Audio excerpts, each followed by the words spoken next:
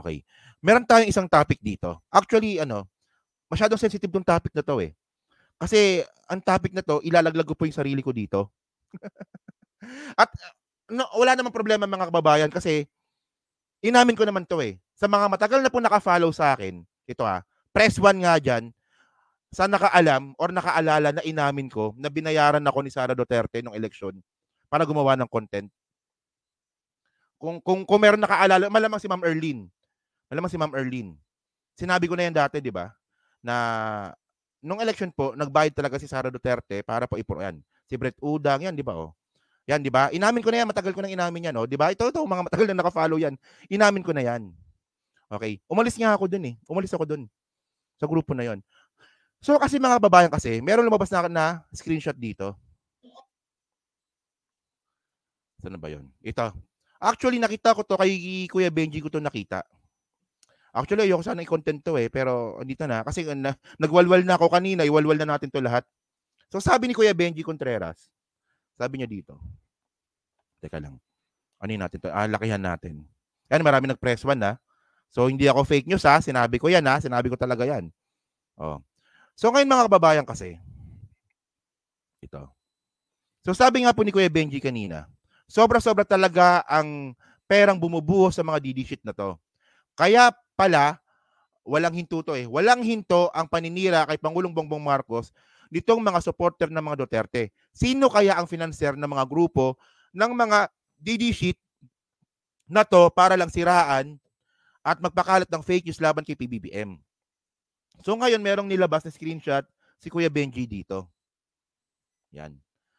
So group chat to eh. Lakihan pa natin para makita ninyo. Lakihan pa natin. Yan. Malamang nakita nyo na to. Malamang kung naka-follow kayo kay Kuya Benji, malamang nakita nyo na rin to. Yun nga lang kasi mga kababayan, magpapatunay tayo na mukhang totoo ito. Kasi ako mga kababayan, hindi po ako naniniwala sa screenshot. Hindi talaga ako naniniwala sa screenshot ng 100%.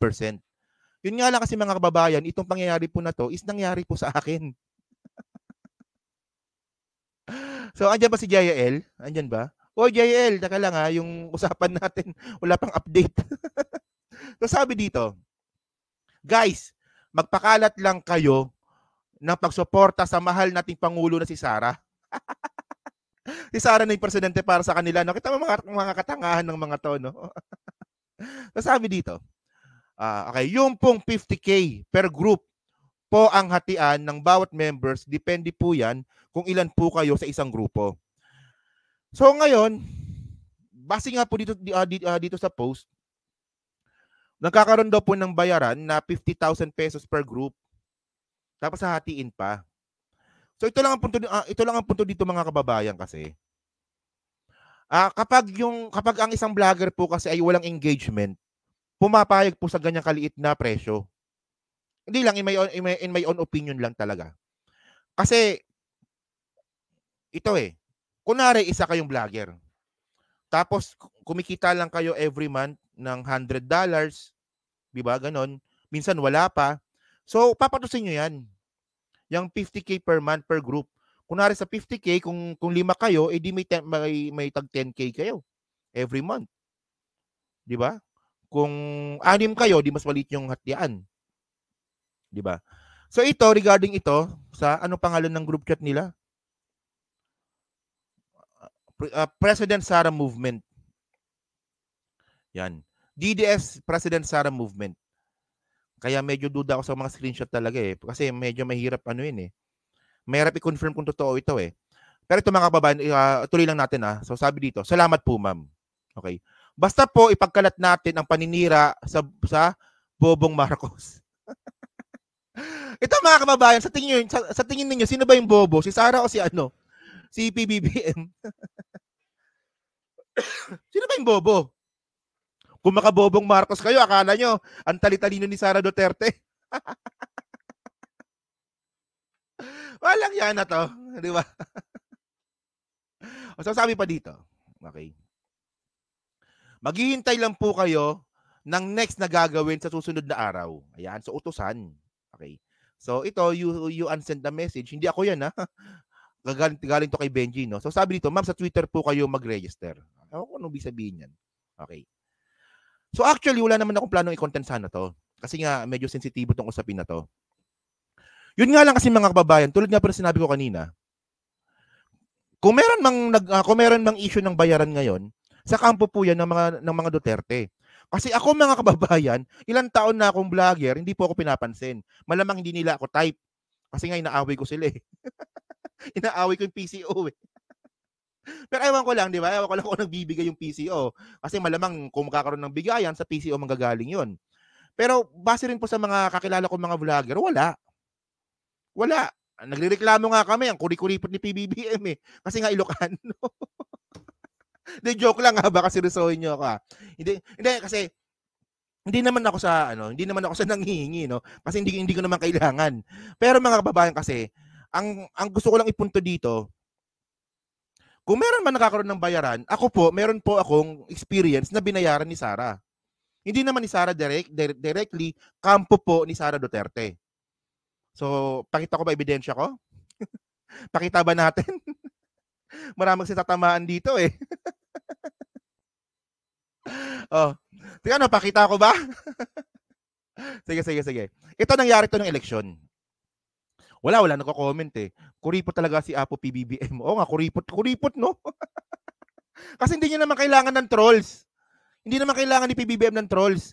Eh ako, kumikita naman talaga ako. Di ba, may negosyo ako. Di ba, may mga taniman ako. Tapos meron pa akong vlogging. So, di ba, ano ko pa yung bayad? Di ba? Dito pa lang, okay na ako dito eh. So mga kababayan, ito na. Ito nangyari to ng eleksyon. Ito yung sinasabi ko sa inyo eh. Ano lang, tatakpan ko lang yung mga pangalan. Pero makita nyo mga kababayan, ayan yan, no? Ako yan eh. Just give us the content po. We will follow. Ay, namin ko yan. Ako yan. Oh, February 22, 2022. Ako yan. Ako nag-comment yan. Oh. Kaya mga kababayan, kung meron mang issue ng bayaran, ako nabayaran ako ng kampo ni Sara nung eleksyon para po gumawa ng content. Oh. So ito ano nyo to? So pangalan ng group namin noon, Sara for Vice President yan eh. So sabi dito, reminder lang, please send us muna your draft videos bago posting para mapakita din namin sa team. Then once okay, sasabihan namin kayo kapag okay for posting. Maraming salamat. Yan. So ayan, nag-reply ako. Just give us the content po. We will follow po. troll from mabuta. Please refer to this posting guidelines for reference. Yan. So ayun na. And then ito malupit. Ako rin yan. Sige po, copy ko na lang po. Okay. So, bakit so ito yung mga ito yung utos eh. Bakit si Sara Duterte ang Vice President ko? Dahil napaka-humble niya at hindi mapagmataas.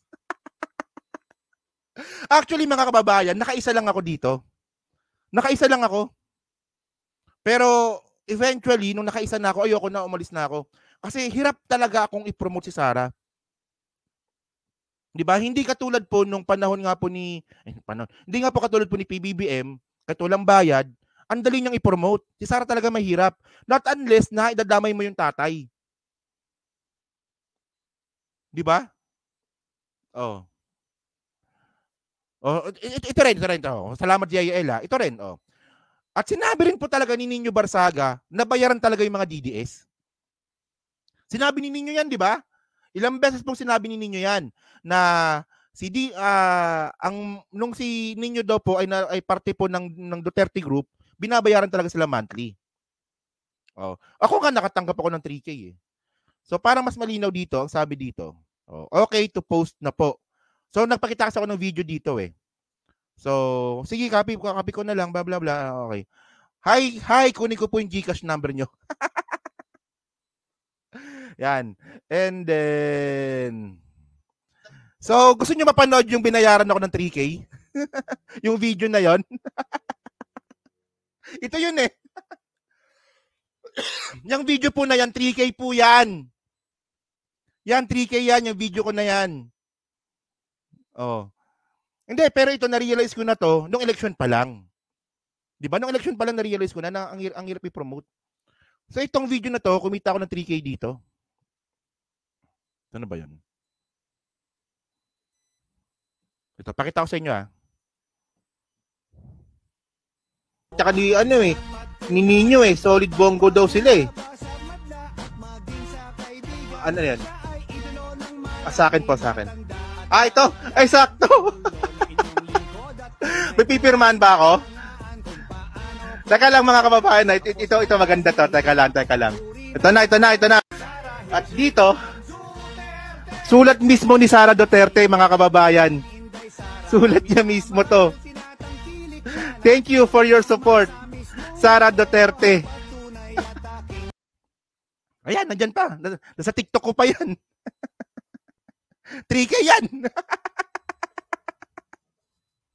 So, kasi mga kababayan, kasi ngayon merong panakot yung mga DDS na ang mga Bongbong Marcos supporter daw po ay bayaran, nakita daw po nila yung listahan, ilabas ninyo.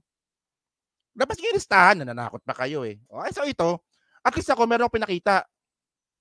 Galing mismo sa akin. Ayan 3,000 petot. So pagkatapos ko gawin yan, wala na, umalis na ako.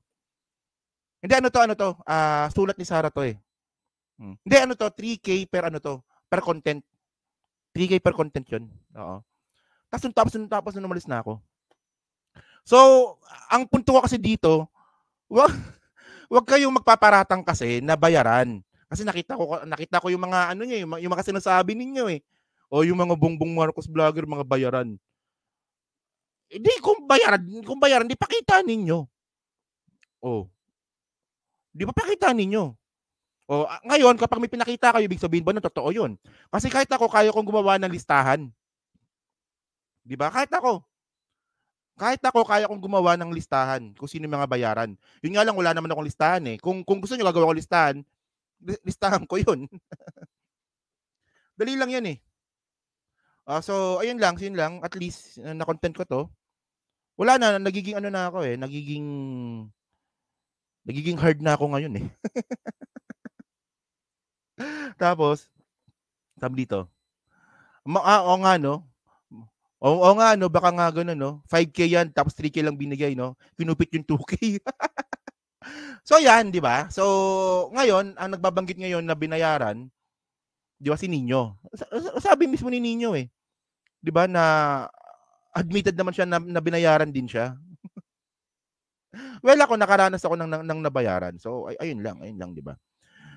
So tigil-tigilan niyo yung mga pananakot na yan na maglalabas kami ng listahan. Sige nga, pakita mo listahan. Ako gagawa ng content. Ilabas ninyo yung listahan. May mga pag ganun pa Ilabas niyo na lang. 'Di ba? Kung kayong ilabas. At kung may ilalabas kayo. At siguraduhin niyo lang na kapag may nilabas kayo, siguraduhin niyo lang na totoo. 'Di ba? Ayun lang 'yon. So yun mga kababayan So tama nga rin po 'yung sinabi nga po ni Antonio Trillanes. 'Di ba sabi niya ni Antonio Trillanes, gawa nila, bintang nila sa iba. Ayun talaga, ganun na ganun talaga. Gawa nila, bintang nila sa iba. 'Di ba? Hindi, ito kasi, masama yan, ang liit. Hindi kasi, ito lang kapag nakasampu ka, di may 30K ka. Hindi, tsaka ito, nung panahon na to, 40,000 subscribers lang ako nito. So, kumikita ako nun, lang, mga 15K a month, 18K a month. Ay, ganun. So, at saka election to. Kasi, syempre, nung election naman, sumuporta kami kay Sara nun. So, syempre, kung sumuporta kami kay Sara, so, suporta na rin. 'Di ba? So 'yun. So 'yun mga kababayan So diyan nga po, ano nga po masasabi niyo nga po dito sa issue ng bayaran.